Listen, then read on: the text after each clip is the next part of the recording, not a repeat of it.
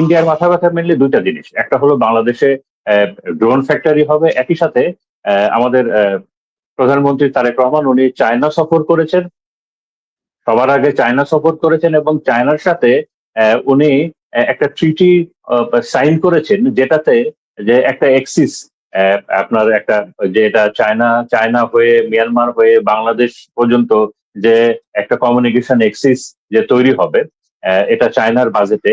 এবং এইটা এবং আপনারা যদি ইন্ডিয়ান মিডিয়া এবং ইন্ডিয়ান সোকল থিঙ্ক ট্যাঙ্ক ফলো করেন, তারা দুইটা বিষয় নিয়ে খুব উদ্গ্রীব আছে, এই দুইটা বিষয় নিয়ে খুব উদ্বেগ আছে। কারণ পরের বিষয়টা যেটা আমি বললাম যে চায়না মায়ানমার হয়ে বাংলাদেশে যে কমিউনিকেশনটা, এইটাও ইন্ডিয়ার জন্য একটা অত্যন্ত অত্যন্ত বড় আকারের মাথা ব্যথা, এবং বাংলাদেশের জন্য একটা অত্যন্ত বড় সুযোগ, জিও পলিটিক্যালি এবং অর্থনৈতিক দিক দিয়েও এটা অত্যন্ত বড় সুযোগ। তো এখন আমরা যদি আমাদের নিজেদেরকে প্রশ্ন করি, আচ্ছা জাতি হিসাবে আমরা কিভাবে বাঁচবো? আমরা কি নিজেরা মাথা উঁচু করে আমাদের আত্মসম্মান নিয়ে উইথ ডিগনিটি আমরা বাঁচবো, নাকি আমরা গোলামের মতো বাঁচবো যেভাবে আমরা গত 16 বছর বেঁচেছিলাম? তো চয়েস তো আমাদের। আর যদি আমরা চাই যে না, আমরা আমাদের সার্বভৌমত্ব টিকিয়ে রাখবো এবং আমরা মাথা উঁচু করে বাঁচবো, তাহলে আমাদেরকে সক্ষমতা অর্জন করতেই হবে, এটার তো কোনো বিকল্প নাই। এবং একটা বিষয়ই আমি বাংলাদেশের সকল মানুষকে বলতে চাই, যেটা হলো যে সাইজ ডাজেন্ট ম্যাটার। একটা দেশের সাইজ কত ছোট, জনগণ কি, এটা কখনো বিষয় না, এটা কখনো বিষয় না। বিষয়টা হলো আপনার অ্যাটিটিউড এবং আপনার ক্যারেক্টার, আপনার হিস্ট্রি।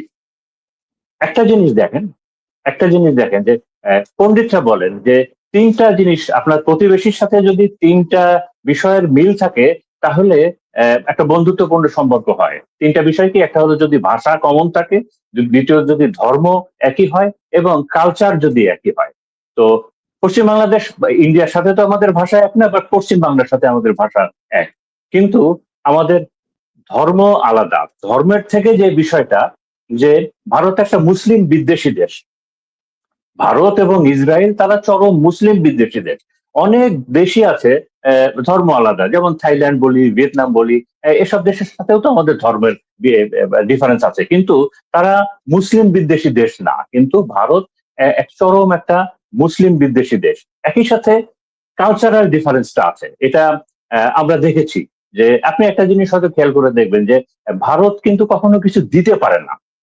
আপনি ওই দেওয়ার অভ্যাসটা তাদের নাই, নেওয়ার অভ্যাসটা আছে। তো এই কালচারাল ডিফারেন্স গুলোও আছে। একই সাথে হিস্ট্রি, আমাদের হিস্ট্রি কি বলে, আমরা যে 47 কেন হয়েছিল, যাদের বিষয়ে একটু ডাউট আছে, এই 47 কেন হয়েছিল, এবং একই সাথে তাজউদ্দিন আহমেদ আমাদের মহান মুক্তিযুদ্ধের সময় ভারতের সাথে যে ট্রিটিটা করেছিলেন, শুধু এই দুইটা জিনিস মিল আপনারা যদি এক করেন, তাহলে দেখবেন যে ভারত বাংলাদেশের কাছ থেকে কি চায়, বাংলাদেশকে কি রূপে দেখতে চায়, এবং বাংলাদেশকে তারা কিভাবে ব্যবহার করতে চায়। তো এখন এই যে ড্রোনের যে কারখানাটা হচ্ছে বগুড়াতে, ব্রিগেডিয়ার হাসিন স্যার যেটা বললেন অ্যাবসলিউটলি কারেক্ট। বাট আমি এটার কিছু সমস্যার বিষয়ে ডিসকাস করতে চাই। কারণ এটা যে একটা বিশাল কাজ হয়েছে, এটা নিয়ে তো কোনো ডাউট নাই। কিছু সমস্যা আমি সামনে দেখতে পাচ্ছি, এবং এই বিষয় নিয়ে আমি কিছু ডিসকাস করতে চাই। প্রথমটা হলো এই যে ড্রোন, এই ড্রোন হলো এমন একটা জিনিস যেটা আমরা জানি যে এই যে ইরানের যে যুদ্ধটা হচ্ছে, এটাও তো বেসিক্যালি এয়ার ব্যাটেল হচ্ছে। এবং এই এয়ার ব্যাটেলের সব থেকে যুগোপযোগী এবং সব থেকে আধুনিক অস্ত্রই হলো এখন এই ড্রোন। এবং এই ড্রোন ক্যাপাবিলিটি আপনার ডিফেন্সের বাকি যে ক্যাপাবিলিটির শূন্যতা যেটা আছে, সেইটা পূরণ করে দিতে পারে। আপনার এয়ারফোর্সের বলি, আমরা নেভির বলি, ইভেন আপনার এই ড্রোন, কারণ ড্রোনের যে এত টাইপ আছে, এই বাকি শূন্যতাটা এই ড্রোন ক্যাপাবিলিটি আপনার পূরণ করে দিতে পারে। তো এই যে কারখানাটা হবে, এইটা টেকনিক্যাল সিকিউরিটিটা যেন আমরা এনশিওর করি। এক নম্বর হলো টেকনোলজিক্যাল সিকিউরিটি, কারণ এটা খুব ইম্পর্টেন্ট। আপনার খুব সেন্সিটিভ একটা প্রতিষ্ঠান থাকা, তার থেকে বেশি ইম্পর্টেন্ট হলো যে ওইটার আপনি যে ওই টেকনোলজিক্যাল যে সিকিউরিটি, এইটা যেন আপনি এনশিওর করতে পারেন। এবং এইটার ইনস্টিটিউশনাল যে সিকিউরিটি, এটা যেন আমরা এনশিওর করতে পারি।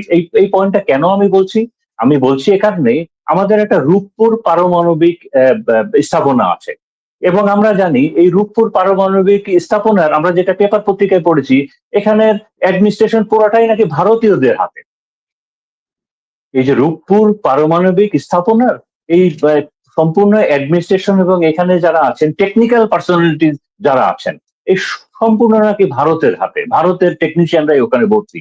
তো এখন আপনি চিন্তা করে দেখেন যে মুরগি কি শিয়ালের কাছে আছে, এবং ওইখান থেকে আমরা কি আউটপুট পাবো? এটা কি আমাদের স্ট্রেংথ নাকি এটা আমাদের লায়াবিলিটিস?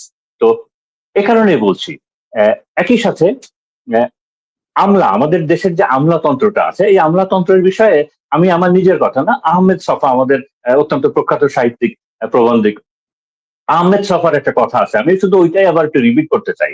উনি বলেছেন যে আমাদের দেশের আমলাতন্ত্র হলো এরা স্থবির, এরা হলো অনড়, এরা হলো অসৎ, এরা হলো হৃদয়হীন, এবং বিদেশি শক্তির কাছে বিক্রি হয়ে যাওয়ার জন্য সবসময় রেডি হয়ে আছে।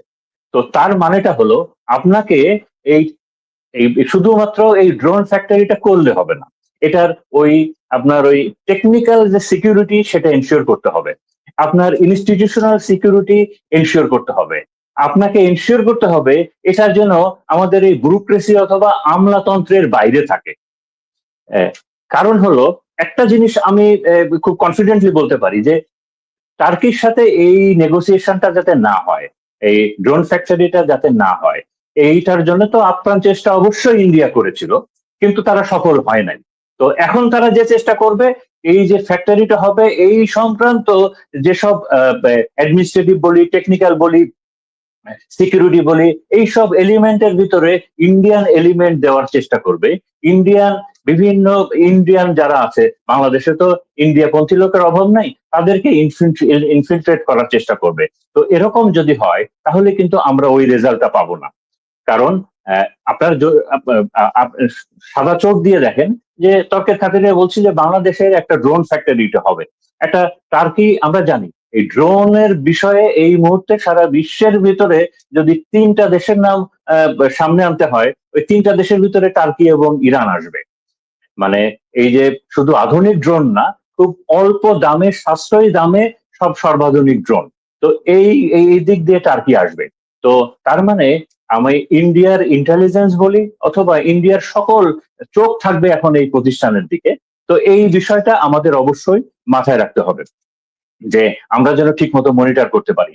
একই সাথে আরেকটা বিষয় আমার কাছে খুব ইম্পর্টেন্ট, কারণ আমরা জানি যে এখন এই মুহূর্তে কিন্তু ইন্ডিয়ার সাথে ইসরায়েলের সম্পর্কটা খুব ঘনিষ্ঠ, কারণ এই দুইটা রাষ্ট্রই তো মুসলিম বিদ্বেষী দেশ, এবং আমরা জানি যে এই গাজায় যে জেনোসাইড হচ্ছে সেখানে মোদী সরকারের তারা ইসরায়েলকে সাপোর্ট করছে।